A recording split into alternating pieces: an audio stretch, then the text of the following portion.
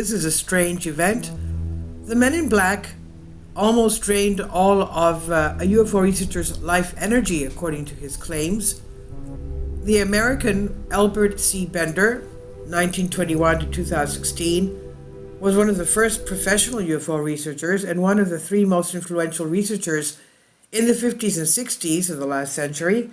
During World War II, he served as the U.S. Air Force, and after the war became interested in UFO phenomenon. He served in the U.S. Air Force and then became a researcher.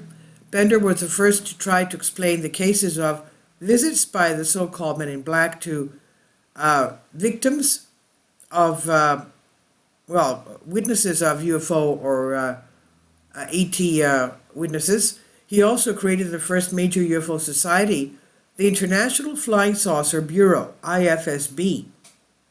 In 1962, Bender had a lot of publicity by publishing his book Flying Saucers and the magazine Space Review. After that, an event happened that affected his entire life. Late at night, someone knocked loudly on the door of his house. Bender did not even have time to get down from the attic where he was sleeping and working, as the three strange men in black, had inexplicably entered the house and were climbing the stairs towards where he was in the attic. These turned out to be typical men in black, of whom he had previously only heard from frightened eyewitnesses of encounters. They had bright eyes, pale skin, and classic black suits with black shoes and a white shirt. Feather hats were worn on their heads, and he suddenly felt sick and weak. According to him, the feeling was like a diabetic patient who missed breakfast and lunch. Also, there was an inexplicable chill, and he began to shiver slightly from the cold. Finally, unable to take it anymore, Bender collapsed on the bed from weakness and immediately received a telepathic message from these men in black. They asked him to drop the UFO thing or something worse would happen to him, and then they left. Bender took their threat seriously, but the study of UFOs had already become for him the meaning of life, and he could not give up everything, and he continued his work. Soon the men in black were visiting him again and again, and during their visit, Bender felt painfully weak and exhausted every time. It was like drawing life energy from the first visit. Bender also noticed that with each visit, their eyes glowed more and more menacingly. But he still did not dare to leave the subject of UFOs, and then they came to him for the third time, and now Bender felt very sick. After the second visit, he developed a stomach ulcer, and the migraines happened daily, and after the third visit, Bender began to lose weight and had problems with his vision or even his mental capacity, his psyche.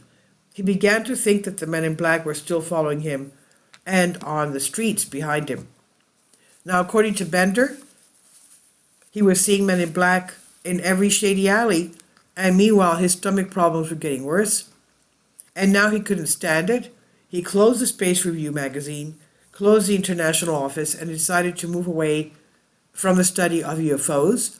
After that, his health returned. The book, published in 1962, was his last until his death in 2016, and Bender no longer dealt with the subjects of UFOs.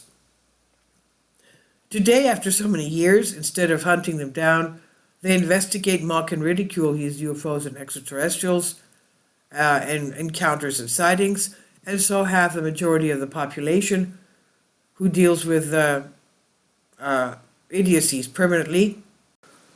I wonder if other people who research ETs and UFOs, who have had visits from men in black, have had the same experience with their declining health. Please leave your comments, and thank you for your support.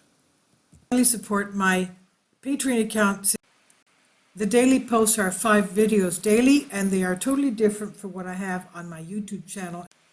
Thank you so much for your support, and that you find all my content so interesting. You'll find the Patreon account details in the description box below.